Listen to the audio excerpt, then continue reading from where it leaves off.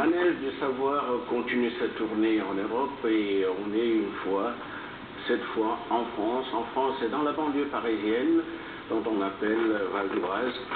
Et nous sommes au domicile de monsieur et madame Dieu Messie. On va en parler longuement.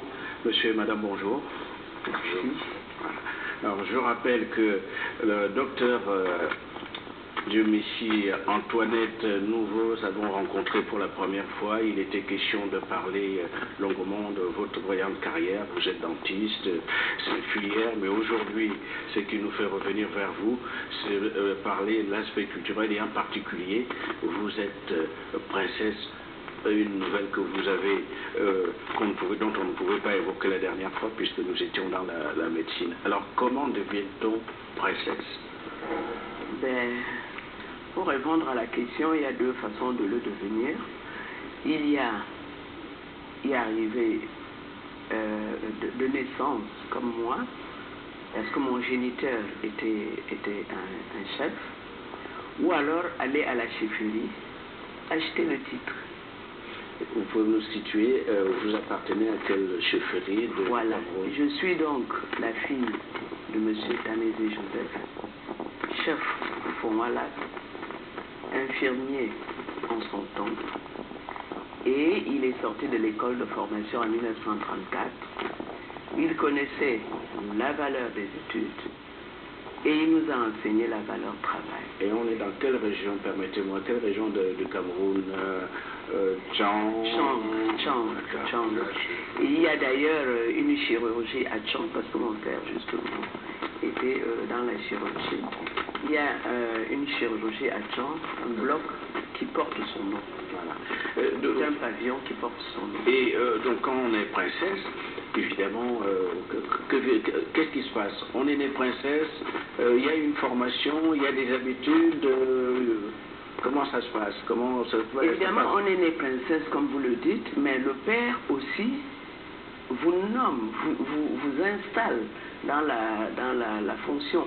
Tous les enfants de la chefferie ne portent pas tous au même degré ce titre. Mais ils sont quand même princesses, hein, comme vous par exemple, vous avez une sœur, vous avez des sœurs. Voilà, elles sont princesses également ou pas? Princesses également. Sauf que le père décide de choisir, je pourrais dire, un gouvernement, si vous permettez l'expression. Donc il nomme ses mafos. C'est quoi les mafos? C'est donc l'équivalent des ministres. Voilà, c'est une princesse anoblie. Voilà. C'est une princesse anoblie. Alors donc, au niveau des habitudes, par exemple, des vêtements, elles sont cousues par la chefferie avec un rite spécial. Les aliments, parce que nous, en dehors de l'extérieur, on n'imagine pas ce que peut être et ce qu'est en réalité la vie d'une princesse, son éducation, sa culture, ses habitudes. Oui, le jour de la nomination, certains parents donnent des tenues d'apparat que le jour où on vous nomme, on vous habille avec ces tenues-là. Donc ça fait partie Et donc c'est une chefferie compte à peu près combien de personnes en gros pour l'essentiel? Une vingtaine de personnes? Enfin vraiment de la chefferie? Ça dépend vraiment, c'est chaque chef, c'est à la discrétion de chaque chef. C'est à la discrétion de chaque chef. Et donc, alors vous, je continue un petit peu à visiter à travers vous, à imaginer les habitudes d'une chefferie. Oui. Et donc, vous vivez un peu comme tout le monde, les mêmes aliments. Vous êtes né et grandi à Tchang, c'est-à-dire que vous allez au marché, enfin vos sujets vont au marché pour acheter les mêmes aliments, comme nous, comme le Camerounais lambda. Oui, mais il y a des cérémonies quand même organisées par les gens initiés. On vous initie quand même. Vous êtes initié par les parents, les doyens. Mais nous, je dois avouer que nous avons eu une éducation vraiment mixte, occidentale, parce que mon père était vraiment travaillé avec les Français, à l'époque les coopérants, les médecins coopérants.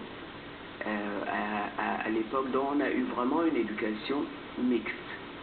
Mais il a mis l'accent aussi bien sur l'éducation des Blancs en nous envoyant à l'école, comme je vous ai dit tantôt, à 4 ans.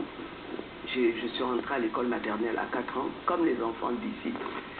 Et en même temps, il nous disait, voilà à peu près les valeurs de notre pays, voilà à peu près ce qu'il faut faire. Et je dois dire que pour cette formation-là, il nous amenait souvent avec lui, on l'accompagnait souvent. Si je comprends, princesse du Antoinette, oui. Pour votre père, puisque vous en parlez, les études sont aussi importantes que la culture bamileke. Absolument. Il a tenu, il a eu des parents, des patrons femmes médecins. Il a dit, ma fille sera médecin. Mais en même temps, il n'arrêtait pas de nous dire, voilà ce qu'il faut faire au village, voilà ce que demande la tradition bamileke. On a fait les deux.